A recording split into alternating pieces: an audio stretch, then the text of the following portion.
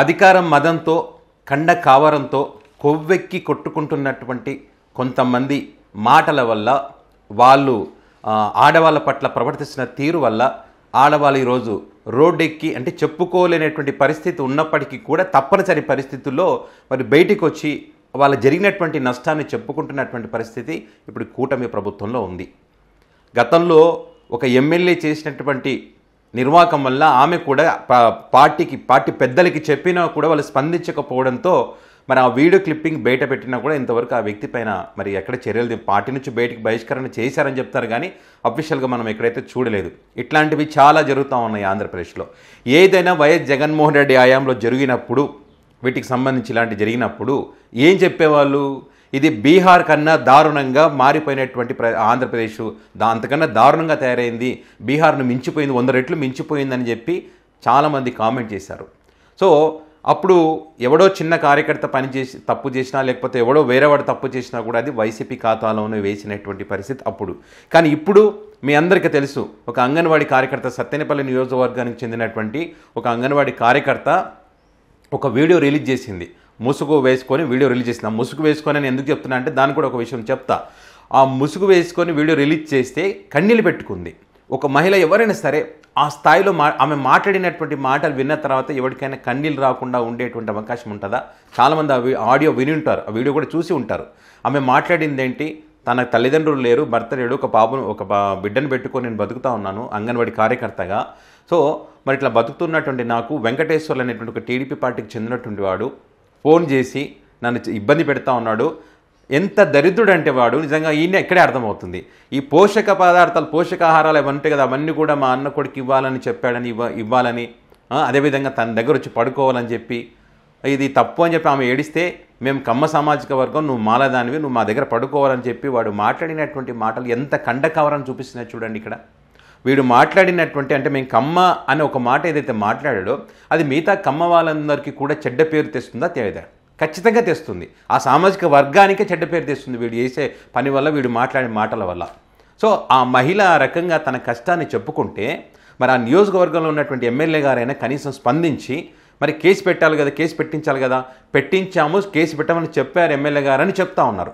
కానీ ఇన్ని రోజులైనప్పటికీ కూడా ఇంతవరకు కేసు పెట్టలేదు. ఎందుకంటే అధికార పార్టీకి చెందినవాడు. ఆ వ్యక్తి ఆమెతో అన్నాడంట ఆల్రెడీ, నువ్వు ఎవడికి చెప్పుకున్నా ఏం చేసినా అధికారంలో మేమున్నా నన్ను ఎవడు ఏమి చేయలేడు అని చెప్పాడని కూడా ఆమె చెప్తా ఉంది.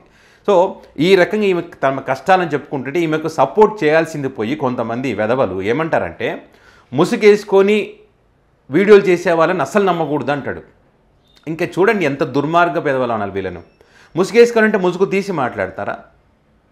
వాళ్ళ మొహం కనపడకూడదని చెప్పి అయినా సరే కష్టం చెప్పుకోవాలని చెప్పి కన్నీళ్లు కారుస్తూ, ఏ ఆడది కూడా కన్నీళ్ళు కారుస్తూ తన శీలానికి సంబంధించి బహిరంగంగా వచ్చి బయటకు చెప్పదు. ఎంతో బాధ ఉంటే తప్పితే. మరి ఆ రకంగా బాధ ఉంది కాబట్టి వచ్చి బయటకు వచ్చి చెప్పుకుంటుంటే ఆమెకు సపోర్ట్ చేయాల్సింది పోయి, లేదు నమ్మకూడదు, లోతైనటువంటి విచారణ చేయాలి. అంత ఏడుస్తుంటే లోతైన విచారణ ఏంద్రా బాబు, నాకు అర్థం కాదు. డైరెక్ట్ పేరు చెప్తా ఉంది, అంగన్వాడీ చెప్తా ఉంది, ఏం జరిగిందో చెప్తా ఉంది. అంత క్లియర్గా చెప్తున్నప్పుడు ఈమె మీద లోతైన విచారణ చేయాలి, నిజమో కాదో ఇట్లాంటి వాళ్ళు బ్లాక్మెయిల్ చేస్తారని చెప్పి మాట్లాడతారు. ఈ ఎదవలు బ్లాక్మెయిల్ చేసే ఎదవలు. వీళ్ళకి ఇంట్లో అక్క చెల్లెలు ఉంటారు కదా, వాళ్ళకి జరిగితే ఇదే రకంగా మాట్లాడతారు చెప్పండి. సో కొంతమంది ఏమంటారు, దీని రికార్డ్స్ ఉంటే బాగుండేది, ఆ వ్యక్తి మాట్లాడినటువంటి మాటలు రికార్డ్స్ కూడా పెట్టాల్సిందని అంటారు. సో అందరికీ రికార్డ్ చేసుకునేటువంటి అలవాటు ఉండదు, కొంతమందికి ఉండొచ్చు రికార్డ్ చేసే అలవాటు. మరి ఆమెకు తెలియకపోయి ఉండొచ్చు, ఆమె ఫోన్లో రికార్డింగ్ చేసే ఆప్షన్ లేకపోయి ఉండొచ్చు. రికార్డింగ్స్ ఉంటే నమ్మొచ్చు, ముసుగు తీసి మాట్లాడితే నమ్మొచ్చు, లోతైన విచారణ చేస్తే తెలుస్తుంది ఏమైనా కుట్ర దాగి ఉందా అని చెప్పి మాట్లాడుతూ ఉన్నారు. సో ఖచ్చితంగా ఇది కమ్మ సామాజిక వర్గానికి కూడా చెడ్డ పేరే వాడు చేసినటువంటి పని.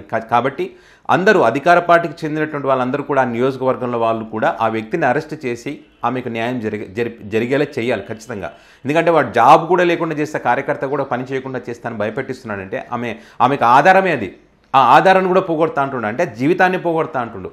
ఇటు ఆమెను పాడు చేస్తా అంటాడు, పడుకోవాలంటాడు, ఇటు జీవితాన్ని పాడు చేస్తా, జీతం లేకుండా జాబ్ లేకుండా చేస్తా అని చెప్పి కామెంట్ చేస్తూ ఉన్నాడు, భయపెట్టిస్తూ ఉన్నాడు. సో కాబట్టి ఖచ్చితంగా ఆమెకు సపోర్ట్ చేయాల్సినటువంటి పరిస్థితి అందరికీ ఉంటుంది. ఇది చంద్రబాబు నాయుడు గారి దృష్టికి, లోకేష్ గారి దృష్టికి ఖచ్చితంగా వెళ్ళాలి. ఇంకా పవన్ కళ్యాణ్ గారి దృష్టికి తెలిసినా కూడా ఆయన స్పందించడం లేదు. ఎందుకంటే ఆయన మహిళల గురించి ఎక్కువ మాట్లాడిన వ్యక్తి, ఆయన ఇప్పుడు స్పందించడం లేదు. ఏం జరిగినా కూడా మౌనంగా ఉంటున్నాడు. మరి మౌన దీక్ష ఏమైనా చేస్తున్నాడో మనకైతే తెలియదు. అయితే దీనికి సంబంధించి చూస్తూ ఉండండి, ఈ 4-5 రోజుల తర్వాతనో ఇంకో వారం తర్వాతనో ఏం చెప్తారంటే దీని వెనక వైసీపీ ఉంది, వైసీపీ కుట్ర చేస్తే ఈ రకంగా చేస్తూ ఉన్నారు, నియోజకవర్గంలో వివాదాలు సృష్టించాలనో ఆ పార్టీని బదనాం చేయాలనో చేస్తున్నారని కూడా వీళ్ళు చెప్పినా చెప్తారు. ఆశ్చర్యపోవాల్సిన అవసరం లేదు ఇందులో. ఎందుకంటే ఆ రకంగా జరుగుతూ ఉంది కదా ఇప్పుడు. ఈమె చేత మళ్ళీ వీడియో చేయించినా చేయిస్తారు. అంటే అధికార పార్టీకి చెందినటువంటి అధికార పార్టీలో ఉన్నారు కాబట్టి అప్పుడు కూడా బ్లాక్మెయిల్ చేస్తారు. ఏమంటారు, నువ్వు ఇది ఈ రకంగా చెప్పకపోతే నీ జాబ్ పోతుందని చెప్పి అప్పుడు కూడా భయపెట్టిస్తారు. అధికారం వాళ్ళ చేతిలో ఉంది కాబట్టి.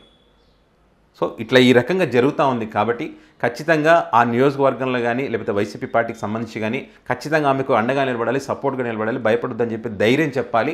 ఆమెను ఏమైనా ఇబ్బందులు ఉంటే కనుక, ఆమెకు ఆర్థికంగా ఏమైనా ఇబ్బందులు ఉంటే కూడా ఆదుకునేటువంటి ప్రయత్నం కూడా చేయాలనేటువంటిది నా అభిప్రాయం.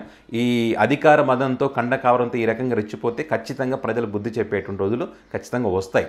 సో దీనికి సంబంధించి మీ అభిప్రాయాన్ని కామెంట్ రూపంలో పెట్టండి. ఆమె చేసినటువంటి కామెంట్స్ ఏవైతే ఉన్నాయో వాటికి సంబంధించి అది నిజమా అబద్ధమా, మరి మీకు ఏమైనా సమాచారం ఉంటే కనుక కామెంట్ బాక్స్లో కామెంట్ చేయండి. ఇందులో నిజం ఉంది అనుకుంటే కనుక ఖచ్చితంగా ప్రజలకు తెలియాల్సినటువంటి అవసరం ఉంది కాబట్టి ఇది వేరే వాళ్ళకి షేర్ చేయండి.